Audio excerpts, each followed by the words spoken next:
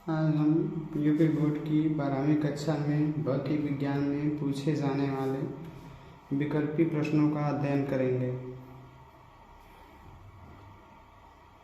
देखें, कह रहा है किरचॉफ के धारा का नियम किसके संरक्षण के परिणाम स्वरूप है, यानी किरचॉफ के धारा का नियम किस पर आधारित है।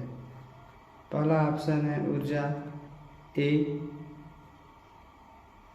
दूसरा है संवेग बी, तीसरा सी है आवेश और चौथा है डी द्रव्यमान। तो किरचॉफ का जो प्रथम धारा का नियम है वो आवेश से संबंधित है, तो इसका सही उत्तर सी होगा, आवेश। फिर कह रहा है किरचॉफ का दूसरा प्रश्न है किरचॉफ का द्वितीय नियम आधारित है किस चीज़ पर। ए ऑप्शन है आवेश संरक्षण पर, बी ऑप्शन है ऊर्जा संरक्षण पर, सी तीसरा ऑप्शन है संवेग संरक्षण पर, चौथा डी है कोणीय संवेग संरक्षण पर। तो किरचॉफ का जो दूसरा नियम है वह ऊर्जा संरक्षण पर आधारित है, इसीलिए इसका सही उत्तर भी होगा ऊर्जा संरक्षण। प्रश्न संख्या तीसरा है कि एक सेल का विद्युत वाहक बोल ई है और जब इसे लघुपथित कर देते हैं तो इसका टर्मिनल विभवांतर कितना होगा। तो जब लघुपथित कर देते हैं तो टर्मिनल विभवांतर का मान 0 हो जाता है, इसीलिए इसका सही उत्तर डी होगा 0। प्रश्न संख्या चौथा है कि मीटर सेतु निम्न में से किससे बनी होती है, यानी मीटर सेतु का निर्माण किससे किया जाता है या किससे बनी होती है मीटर सेतु। पहला है ए लोहा, बी है कापर, सी है मैग्नीन और डी है स्टील या एल्युमिनियम, स्टील तथा एल्युमिनियम। तो मीटर सेतु जो है मैग्नीन से मिलकर बनी होती है, इसीलिए इसका उत्तर सही वाला सी होगा, मैग्नीन। अगला प्रश्न है विभवमापी के तार के पदार्थ का ताप गुणांक होना चाहिए। विभवमापी के पदार्थ का ताप गुणांक होना चाहिए। पहला है ए उच्च, बी निम्न, सी है नगण्य और डी है सामान्य। तो जो विभवमापी के तार के पदार्थ का ताप गुणांक होना चाहिए वो सामान्य होना चाहिए, इसीलिए इसका सही उत्तर डी होगा, सामान्य। फिर प्रश्न संख्या छठवां है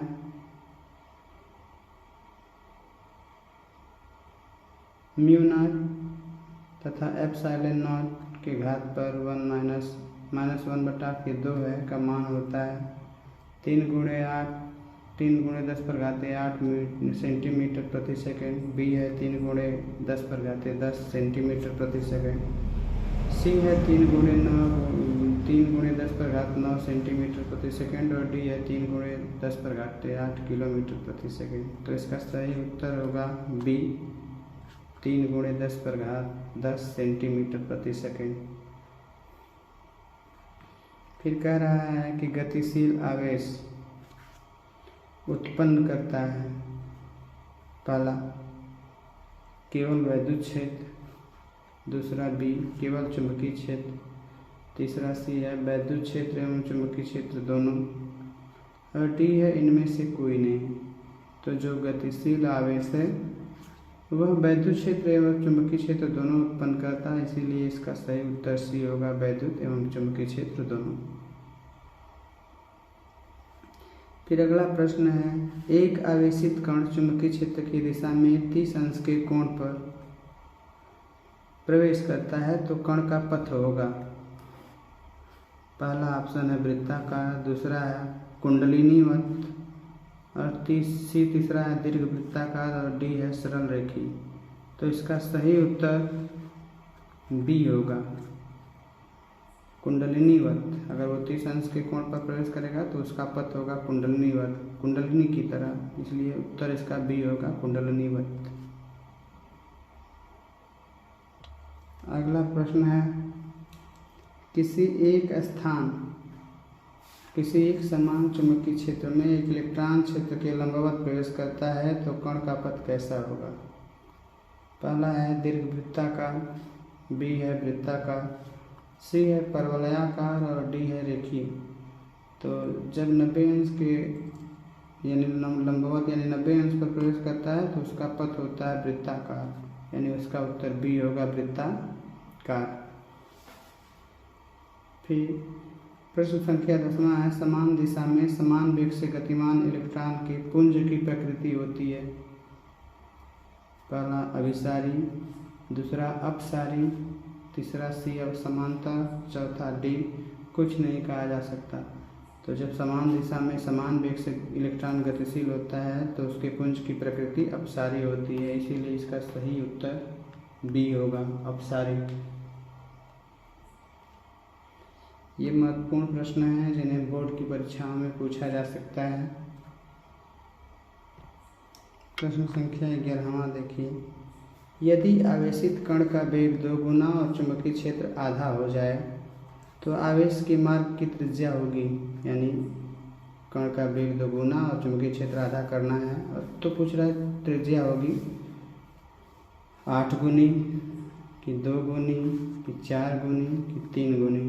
तो जब वेग 2 गुना और चुंबकीय क्षेत्र आधा हो जाता है तो उसकी जो त्रिज्या होती है वो 4 गुनी हो जाती है, यानी इसका सही उत्तर सी होगा, 4 गुनी। फिर अगला प्रश्न है, चुंबकीय द्विध्रुव आघूर्ण का मात्रक है। तो इसमें 4 ऑप्शन है। पहला है न्यूटन प्रति एम्पियर मीटर, दूसरा है एम्पियर प्रति मीटर स्क्वायर, तीसरा है एम्पियर मीटर स्क्वायर, चौथा है वेबर प्रति मीटर स्क्वायर। तो चुंबकीय द्विध्रुव आघूर्ण का मात्रक होता है एम्पियर प्रति metre square, ampere metre square, इसीलिए इसका सही उत्तर सी होगा, एम्पियर प्रति मीटर स्क्वायर। इसका सही उत्तर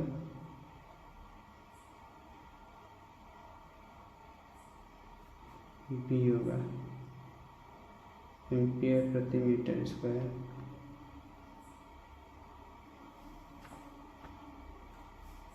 प्रश्न संख्या 13वां है, पृथ्वी के चुंबकीय ध्रुवों पर नति अथवा नमन कोण का मान होता है। 4 ऑप्शन है, 30 अंश, बी है 45 अंश, सी 90 अंश और डी 0 अंश।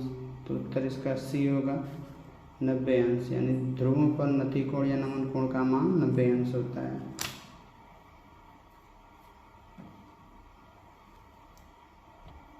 अगला है, अनुचुंबकीय पदार्थों की चुंबकशीलता का मान होता है 1, दूसरा है 1 से अधिक, तीसरा है 1 से कम, डी बहुत अधिक। तो इसका सही उत्तर होगा बी, 1 से अधिक, यानी अनुचुंबकीय पदार्थों की जो चुंबकशीलता का मान होता है वो 1 से हमेशा अधिक होता है, बी सही उत्तर होगा। प्रश्न संख्या 16वां है कि लेंज का नियम किस राशि के संरक्षण पर आधारित है।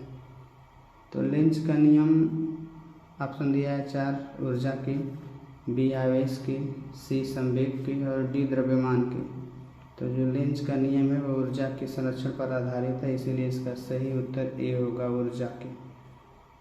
प्रश्न संख्या 17वां है कि किसी ट्रांसफार्मर में क्या संभव नहीं है। पहला भंवर धारा, बी दिष्ट धारा, सी प्रत्यावर्ती धारा, डी प्रेरित धारा। तो ट्रांसफार्मर में दिष्ट धारा नहीं हो सकती, इसीलिए बी होगा, दिष्ट धारा। प्रश्न संख्या 18वां है कि एक ऊंचाई ट्रांसफार्मर की द्वितीय कुंडली में धारा का मान प्राथमिक कुंडली की तुलना में होता है बराबर। पहला बी कम, सी अधिक या डी कोई संबंध नहीं। तो देखिए, ऊंचाई ट्रांसफार्मर में द्वितीय कुंडली में धारा का मान प्राथमिक कुंडली की अपेक्षा कम होता है, इसीलिए इसका सही उत्तर बी होगा, कम। और प्रश्न संख्या 19वां जो बहुत महत्वपूर्ण है, दोलन करने वाले एलसी परिपथ की आवृत्ति होती है 2 पाई करणी में एल सी या 1/k 2 पाई करणी में एल सी या 1/k 2 पाई करणी में 1/k एल सी या डी 2 पाई करणी में 1/k एल सी। तो इसका सही उत्तर सी होगा, 1/k 2 करणी में 1/k एल सी।